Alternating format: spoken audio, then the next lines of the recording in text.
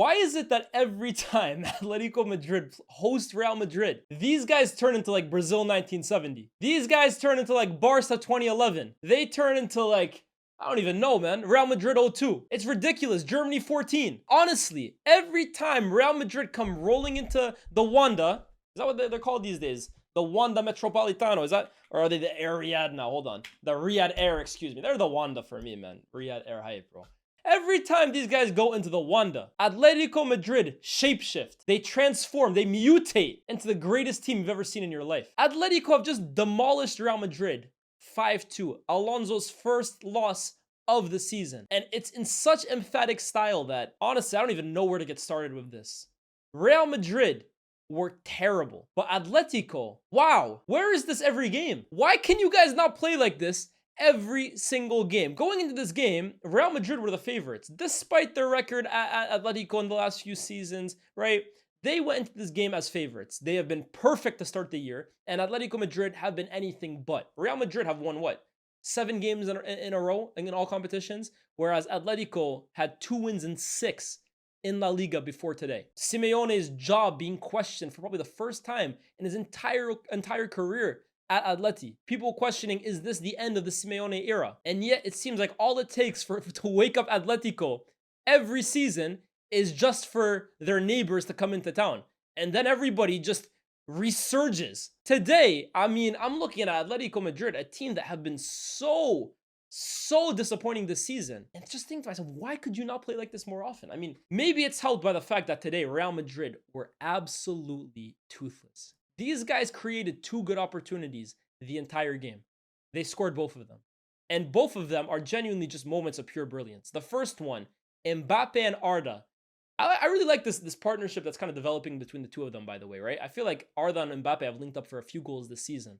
But it's like Mbappe receives it. He lays it off to Arda, almost to tell Arda, okay, I'm going to give it to you. And then I just want you to feed me immediately. Arda obliges, of course. And Mbappe, in about 3 steps, gets himself a yard of space past Longley, I believe. Just skins him, man. And honestly, the finish past Oblak as well, too. That's a violent finish, man. That is a violent, disgusting finish. And it's vintage Mbappe. That is the Kylian Mbappe that we have over the years just waxed lyrical about him. Labeled him the best player in the world. When Mbappe plays like this, oh my God, he's maybe the most single-handed destructive force on the planet in an attacking sense. No one can stop him when he's playing like that. And of course, the way he's played all season long has just been ridiculous. He looks like the Kylian Mbappe of old. He looks hungry. He looks sharp. He looks quick. He looks fresh. He looks rejuvenated. That goal right there was vintage Mbappe, man. But that was the first attack they had. The second chance they created, again, was a goal. Vinicius does really well to, again, buy a yard of space, put in a fantastic ball into the box. And Arda Güler does really well as well, too, to finish that volley first time past Oblak. They were 2 brilliantly worked goals by individuals, right? Vinicius to Arda, they both did really well, and Arda to Mbappe. But in terms of Real Madrid actually just carving out chances against Atletico today, they were toothless. And this is a team that you would almost never say are toothless in attack. You're looking at the wealth of attacking talent Real Madrid have. And I'm sorry, you cannot have those players on the pitch and be as uninspiring going forward as they were today. And that's the reality for Real. They were uninspiring. Atletico Madrid were pretty much superior in every facet. And I think the most concerning thing is everybody in the world knew what Atletico Madrid's game plan was going to be today. Just put the ball in the box, cross the ball, cross the ball, cross the ball. Everybody knew that's how they were going to play. Well, everybody but Real Madrid. That's the saddest part. Everyone knew except for the team that they were playing. Because the amount of time that Atletico Madrid picked up the ball on the wings, whether it was Giovanni Simeone, whether it was Molina, whether it was anybody, really. They just got the time to pick up the ball, look up, set themselves on either foot. They practically had the time to sit down, open up a picnic basket, and make a sandwich on the pitch at that point. They had so much time to just set themselves up to cross. And then when you have the threat of Sorloth in the box, you're always going to have a chance, seriously. There was one, I think Lenormand, like, he obviously handballed it, right? But he threatened on a few occasions. Sorloth as well, too. Sorloth could have walked away with 2 or 3 today. There was one where he gets played through on goal, and Militao has this incredible last-ditch tackle. But if we're being real, Sorloth takes about 10 years to set himself up for a shot. he should be scoring that. Sorloth today could have bagged 3. This could have been 6, 7, or 8 from Atletico Madrid. But it's just concerning that Real Madrid seemed so passive today, so lackadaisical, so almost unworried. They played at their own pace, but not in a good way. You know, sometimes you look at a football team and you're like, yeah, I really like the way they play at their own pace. They're calm, they're not bothered.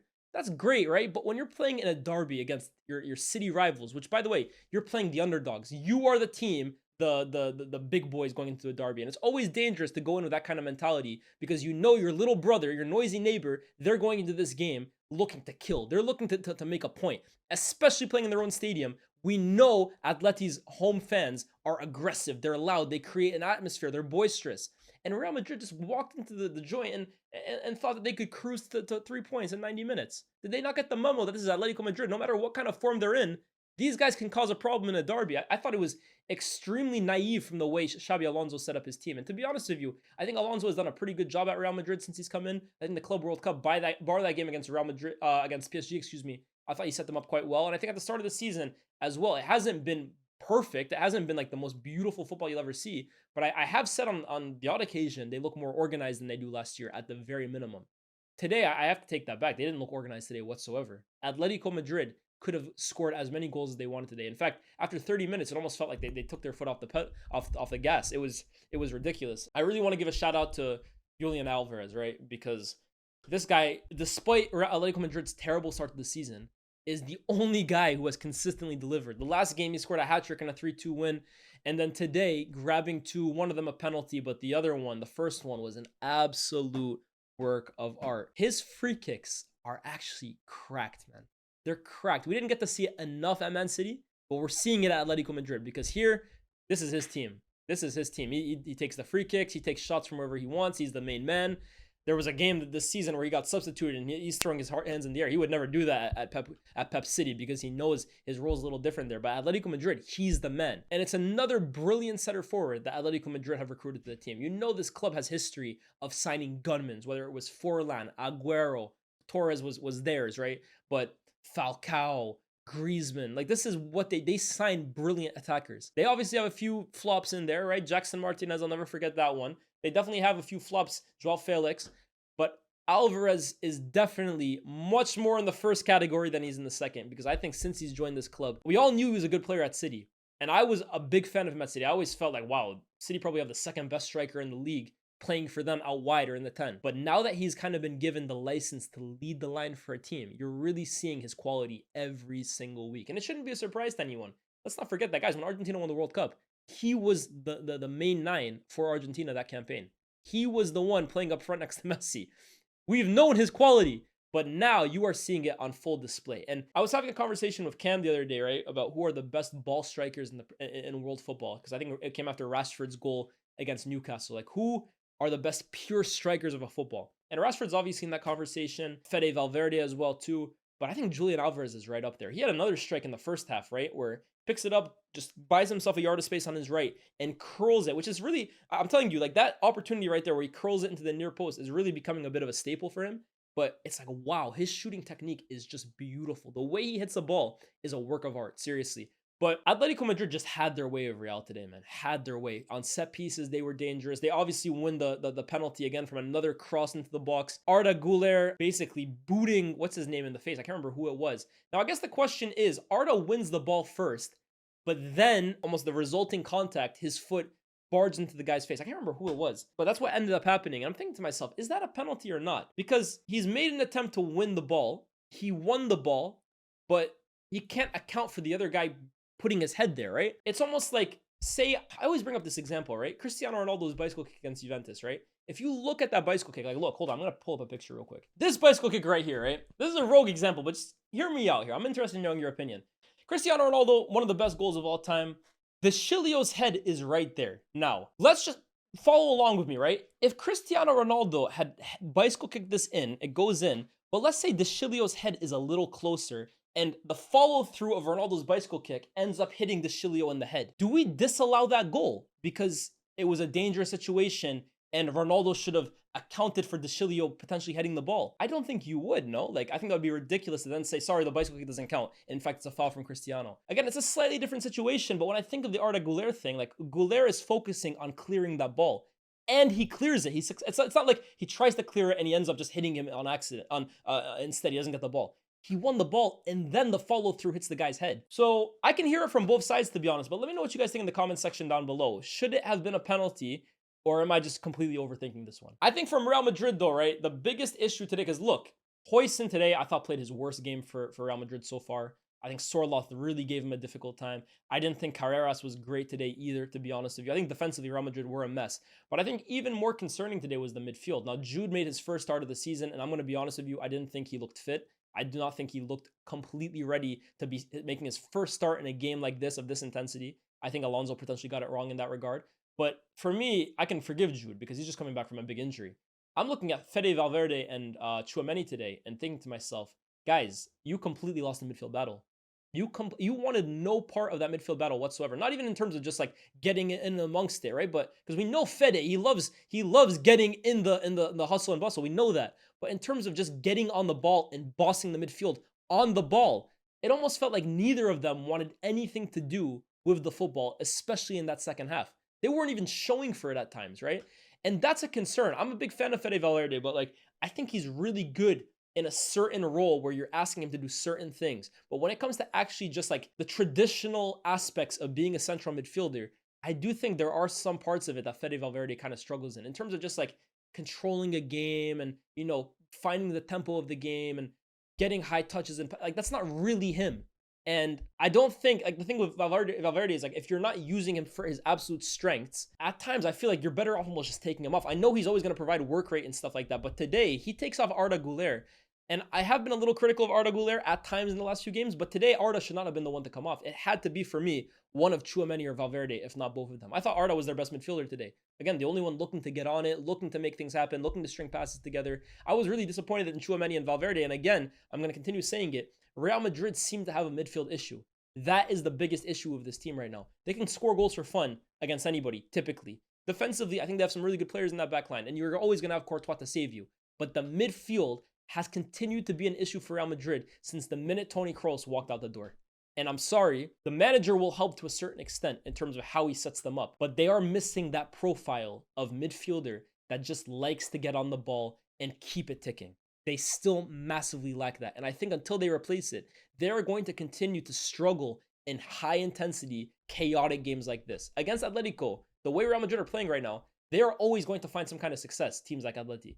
So Alonso doesn't seem to be too worried. It's only the first loss of the season, and it's a loss away to Atletico. And I think on paper, that's not the end of the world, right? Again, Atletico Madrid have had a pretty good history in the last few seasons. I know at one point, guys, they couldn't win a game against Real Madrid. They could not win a Madrid derby against them. But over the last few seasons, every time Real go to Atleti, it's one of their hardest games of the season. So I agree, on paper, it's not the end of the world. But I think what's a little more concerning is the manner of the defeat. Atletico Madrid were far and away the superior side today, and I think that's the concern here. Why? Real Madrid should be a better team than they were last year. They've recruited well. The manager has come in. So why have they suffered the biggest loss in a Madrid derby for them for like 75 years? That's got to be a major talking point, a major, major question mark. But outside of that, can this be the turnaround for Atletico's season? Because I think this was their season on the line here. If they lost this game, look, already the chances of them winning the title is extremely slim. I think this is a Barca Real two-horse race. But Atletico Madrid, you always want to see them go far in La Liga. You always want to see them push both sides, at least, like similar to how they did last year. But I think if they lose this game, their title aspirations are done after 7 weeks. At least now you can almost think, like, what's the table saying now? Real Madrid first, but with a game in hand. Barcelona have the chance to leapfrog them tomorrow.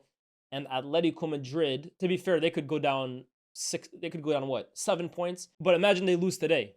I mean, that's their season practically done. They're in a race for Champions League football. So I think today was massive, massive, massive for Simeone. And you can see his look on the touchline at full time when Griezmann scores that fifth. That is just almost pure relief. So much emotion in his face. This is a guy that lives, breathes, eats Atletico Madrid. He is the club at this point. I continue saying it. When he leaves this club, they should rename the stadium after him, because he has molded this Atletico Madrid team in his image. They were in obscurity when he took them over, and he has taken them through a wonderful 10-15 years.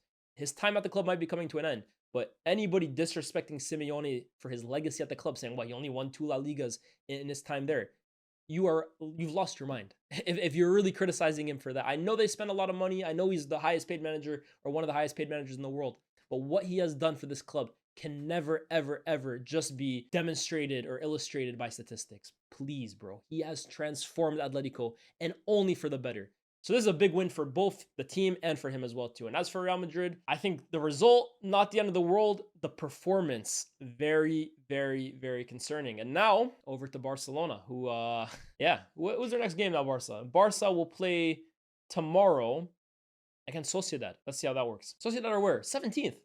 Wow, they have sunk this season, huh? Let's see how they do tomorrow. I'll definitely be watching that game. Like, share, subscribe. Real Madrid fans, talk to me in the comment section down below. Where do you think this game was won or lost? And as for Alonso, what do you kind of want to see him change going forward for this team? Let me know in the comment section down below. Hit the like button, subscribe. We're on a road to 100K. I can only do it with your guys' help. I'll see you guys very, very soon. Peace.